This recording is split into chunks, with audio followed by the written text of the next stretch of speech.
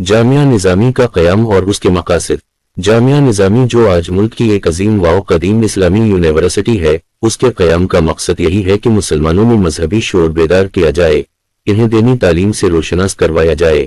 مذہب اسلام کی تبلیغ اور اشاعت کی جائے، نونہالان امت اور نوجوانان ملت کو اس کام کے لیے ابھارا جائے، انہیں تصنیف و تالیف کے لائق بنایا جائے، ان میں تقریر و تحریر کی صلاحیت پیدا کی جائے اور ان سے مسلک حق اہل سنت و جماعت کی حفاظت کی خدمت لی جائے، اس کے عقائد صحیحہ کی ترویج کا کام لیا جائے۔ ملخص عظمت اللہ الانوار سواد 70 انوار الانوار سواد 135/134 الحمد للہ جامعہ نظامی اپنے بانی کے افکار سے روشنی حاصل کرتے ہوئے انہی مقاصد کی تکمیل میں ترقی کی راہوں پر گامزن ہے، اور یہ حقیقت ہے کہ یہاں کے فارغین اور علماء ہند و بیرون ہند قطاع عالم میں اپنی خدمات جاری رکھے ہوئے ہیں۔ حضرت شیخ الاسلام نے ایک طرف علماء حق کی جماعت تیار کرنے کا بیڑا اٹھایا تو دوسری طرف اپنے مریدین و متوسلین کے لیے فیض رسانی کا سلسلہ جاری فرمایا۔ تاریخ شاہد ہے کہ آپ روزانہ رات دیر گئے تصوف کی عظیم کتاب فتوحات مکیہ کا درس دیا کرتے، جس کا سلسلہ تقریبا تہجد تک جاری رہتا۔ ملخص عظمت اللہ الانوار سواد 33 اس درس میں حضرت شیخ الاسلام کے مخصوص تراندہ باز خلفاء و مریدین شرکت کیا کرتے۔ حضرت شیخ الاسلام علیہ الرحمہ نے انتخاب فتوحات مکیہ کے بطور قیمتی نکات ایک قلم بند فرمائے، جس کا قلمی نسخہ جامعہ نظامی کے کتب خانہ میں موجود ہے۔ منصب شیخ الاسلام کے لیے انتخاب۔ جماعتی الاولی برادران اسلام، چونکہ حضرت شیخ الاسلام علیہ الرحمہ نے شاہانہ صفی کی علمی اور دینی سرپرستی کی تھی اور شاہان وقت نے آپ کی خدمت میں زانوِ ادبتا کیا تھا، جس کا اثر یہ ہوا کہ وہ دین متین کی اشاعت میں پیش رہے اور اس کی تبلیغ میں اپنی خصوصی دلچسپی کا اظہار کیا اور عملی نمونہ بھی پیش کیا۔ چنانچہ جب نواب میر عثمان علی خان ساتویں فرمانروا کی حیثیت سے مسند نشین ہوئے تو حضرت شیخ الاسلام کو 19 جمادی الاولی 1330 دو چشمہ میں امور مذہبی کے وزیر اور سلطنت دکن کا صدر الصدور منتخب فرمایا، لیکن آپ نے یہ کہہ کر معذرت خواہی کی کہ سرکاری ملازمت کے لیے انتہائی عمر 55 سال مقرر ہے اور اس وقت آپ کی عمر شریف 66 سال سے تجاوز کر گئی تھی۔ گویا آئین سلطنت کے مطابق سرکاری ملازمت کی اہلیت کی مدت گزر چکی تھی، لیکن شاہ وقت نے اعلان کیا کہ اس وقت ملک کی خدمات کے لیے آپ سے زیادہ کوئی موزوں نہیں ہے۔ ملخص عظمت اللہ الانوار سواد 24 انوار الانوار سواد 82/80 آخر کار حضرت شیخ الاسلام نے بحیثیت وزیر امور مذہبی عہدہ کا جائزہ لیا اور آپ کی دینی و مذہبی اصلاحات حکومتی سطح پر نافذ العمل ہوتی رہیں اور قومی و ملی خدمات کا تسلسل بلا لحاظ مذہب و ملت جاری رہا۔ 2 سال کے مختصر وقفہ میں آپ کی بہترین خدمات کی وجہ سے وزیر مذہبی کا عہدہ جلیلہ آپ کے سپردار کیا گیا اور آپ شیخ الاسلام کے مبارک منصب پر فائز ہوئے، جو تا وقت وصال آپ سے منسلک رہا۔ اس اثنا میں ملت کا کوئی شعبہ ایسا نہ رہا جس کی تجدید و اصلاح کا کارنامہ حضرت شیخ الاسلام نے انجام نہ دیا ہو۔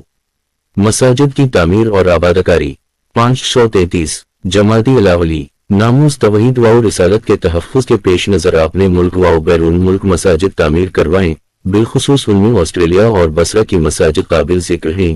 شہر و مضافات میں جو مساجد خستہ اور مخدوش ہو چکی تھیں ان کی مرمت اور راہ پاشی کا اہتمام فرمایا، جو مساجد غیر آباد اور ویران تھیں انہیں آباد کروایا اور منتظم طور پر خطیب، امام اور مؤذن کا تقرر فرمایا۔ ملخص عظمت اللہ الانوار سواد 50 انوار الانوار سواد 100 مساجد تعمیر کرنے اور انہیں آباد کرنے والوں کے لیے کتاب و سنت میں بے شمار فضائل وارد ہوئے ہیں۔ سورہ توبہ میں ارشاد حق تعالی ہے،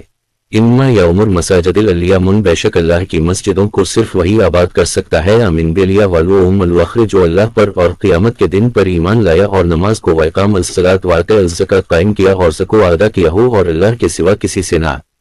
ولم یخوش الیاء سورۃ التوبہ 18 ڈرتا ہو۔ مسجدوں کو بنانے اور آباد کرنے والوں کے عقیدہ و عمل کو بیان کیا گیا کہ وہ کامل ایمان بھی ہوتے ہیں، عقائد صحیحہ میں پختہ ہوتے ہیں اور عبادات و معاملات کے سلسلہ میں ثابت قدم رہتے ہیں، ان کے دل خوف خدا سے معمور ہوتے ہیں، وہ اپنے پروردگار کے سوا کسی سے خوف نہیں کھاتے۔ حضرت شیخ الاسلام کی زندگی سراسر اس آیت مبارکہ کی آئینہ دار ہے، غور کریں۔ جن کے آگے شاہان وقت کے سرخم ہوں بھلاوا کسی سے کیا خوف کھا سکتا ہے۔ مدارس کی تاسیس اور تنظیم 534 جمادی الاولی تاریخ شاہد ہے کہ حضور پاک علیہ السلام نے اس وقت دارالقم میں مدرسہ کا قیام عمل میں لایا جبکہ مساجد کی تعمیر کا سلسلہ شروع نہیں ہوا تھا۔ मदीना मुनव्वरा की गलियां जब नूर इस्लाम से रोशन हुई तो मौलिम कायनात सल्लल्लाहु अलैहि वसल्लम ने हजरत मसअब बिन उमैर रजी अल्लाह अन्हा को मौलिम बनाकर वहां रवाना फरमाया और वो अहल मदीना को किताब व सनत की तालीम देते रहे। उसी अहमियत व फजीलत के पेश नज़र हजरत शेख अल इस्लाम ने मुल्क व बैरून मुल्क दीनी मदारिस के क़याम और उनकी तरक्की की तरफ खुसूसी तवज्जो फरमाई और उनके इस्तेकाम के लिए खतीर रकम जारी फरमाई। शख्स मतला अलानवार स्वाद 48 ताकि इन मदारिस में मुसलमानों की नस्लें तालीम हासिल करती रहें, इस्लामी तहजीब से आशना होकर मिल्लत की सही रहनुमाई करने की अहल बिन जाएं और शरीयत की बुनियादी तालीम हासिल करके इस्लाम के बच्चे पासबान और कारवान अमन व सलामती के सालार बिन जाएं। दारुल उलूम मैनिया का क़याम और उसके मारूफ फारगीन व फैज़ याफ्तगान। शेख अल इस्लाम ने दारुल उलूम मैनिया अजमेर शरीफ में कायम फरमाया। इस दारुल उलूम के सदर अल मदरसीन की हैसियत से शम्स अल उलमा हजरत मौलाना मोहम्मद मोयनुद्दीन अजमेरी रहमतुल्लाह अलैहि साहब अल अक़ूल अल अज़हर ने खिदमत अंजाम दी। बाद अज़ल सदर अल शरिया हजरत मौलाना मोहम्मद अमजद अली आज़मी रहमतुल्लाह अलैहि साहब बहार शरीयत सदरुल मदरसीन के उहदा पर फैज़ हुए। इस जमाना में दारुल उलूम मैनिया में तालीम हासिल करने वाले मशहूर हजरात में मुहद्दिस आज़म पाकिस्तान हजरत अल्लामा मोहम्मद सरदार अहमद साहब रहमतुल्लाह अलैहि, हाफिज मिल्लत हजरत मौलाना अब्दुल अजीज रहमतुल्लाह अलैहि बानी अल जामिया अल अशरफिया हजरत मौलाना गुलाम यज़दानी आज़मी रहमतुल्लाह अलैहि, शेख अल हदीस मज़हर अल इस्लाम बरेली हजरत मौलाना सैयद गुलाम शमसुद्दीन अहमद रहमतुल्लाह अलैहि मुसन्निफ़ कानून शरीयत, सदर अल उलमा हजरत मौलाना सैयद गुलाम जिलानी मीर भी रहमतुल्लाह अलैहि शार बुखारी, मुफ्ती आज़म हजरत मौलाना रफ़ाक़त हसीन मुज़फ़्फ़रपुरी रहमतुल्लाह अलैहि, मुफ्ती मौलाना मोहम्मद मुहसिन शाफ़ी रहमतुल्लाह अलैहि और हजरत मौलाना मोहम्मद सुलेमान भागलपुरी रहमतुल्लाह अलैहि काबिल ज़िक्र हैं। देखें मारफ शारा बुखारी रजा अकेडमी मुंबई 2000 हमजा 530 देनी खिदमात मोजनी अमामत खिताबत और क़ज़ात वगैरह की बखूबी अंजामदही ये असल एक निसाब की ज़रूरत थी। हजरत शेख अल इस्लाम ने एक मिसाली निसाब तरतीब फरमाया जिसकी तरतीब का काम आपके एक शागिर्द रशीद हजरत मौलाना काजी मिल्लत की शरी रहनुमाई गुलाम मुहिउद्दीन साहब अलैहिर्रहमा ने अंजाम दिया, जो निसाब अहल खिदमात शरिया के नाम से मशहूर है और ये निसाब आज भी उम्मत मरहुमा की शरी रहनुमाई के लिए बहर तौर मुफीद व मुतबिर माना जाता है। अलहमदुलिल्लाह उमूमी फ़ायदा की गज़ से मुतमिद जामिया निज़ामी मौलवी सैयद अहमद अली साहब ने इस किताब का अंग्रेजी में तर्जुमा किया जो मजलिस इशाअतुल उलूम से शाये हो चुका। औलिया किराम के आस्तानों और बुजुर्गान दीन की खानकाहों के तहफ़्फ़ुज़ के लिए ज़रत शेख अल इस्लाम ने खुसूसी तवज्जो फरमाई। सजादगान और मुतवलियन की तरबियत के लिए दस्तूर की तश्कील और उनके लिए मखसूस निसाब की तदवीन की तरफ तवज्जो फरमाई और ये निसाब हिदायत अल शेख के नाम से मौसूम हुआ, जिसे आप ही के शागिर्द हजरत सैयद शाह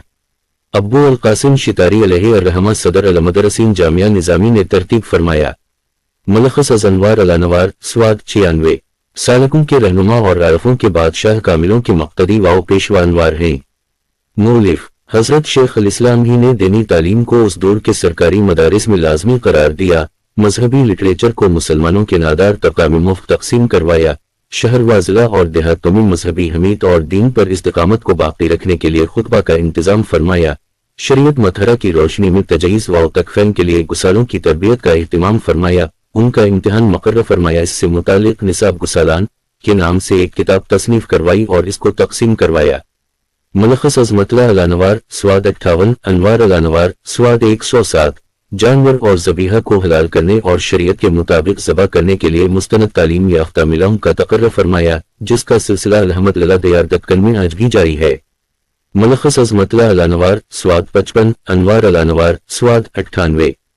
शेख अल इस्लाम देनी व असरी उलूम में नाबगा रोजगार। दीन इस्लाम के साथ साथ मज़ाहिब आलम में कोई मजहब असासी तौर पर इल्म व तहक़ीक़ का इनकार नहीं करता, बल्कि मबनी बर हकीकत यही बात है कि इस्लाम की आमद के बाद साइंस को इर्तिक़ा नसीब हुआ। किताब व सनत का पैम जितना आम होता गया, साइंसदानों को मखलूक़ात इलाही की वसअत का इल्म होने लगा। कलाम इलाही के जरिया दानिशमंद तबका को मज़ाहिर कुदरत में बार बार गौर व फ़क्र की दावत दी गई। हकीम मुतलक की इस ताकीद पर अहल इस्लाम व अरबाब फ़िक्र व नज़र ने गौर व खोज करके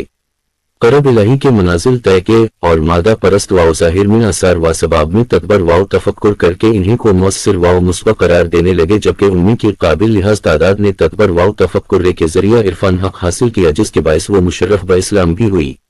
दीन को साइंस के ताबे बनाने वाली एक जमात जब सर उठाने लगी तो खालिक कायनात ने उनको इन्हीं की अकल और उनके मुबल्लिग इल्म के मुताबिक समझाने के लिए फारूकी घराने में अदालत के पैकर सूफी बासफा महक़क़ बेमिसाल उलूम जदीदा व साइंस के माहिर मतबरू दानिश्वर को पैदा फरमाया, जिन्होंने साइंस के गरूयदा लोगों की अक्लों को सही रुख अता किया।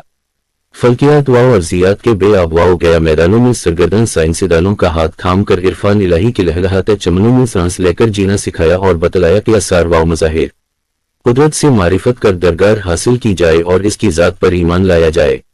شیخ الاسلام نے سائنس کے جن علوم پر بحث فرمائی وہ یہ ہیں: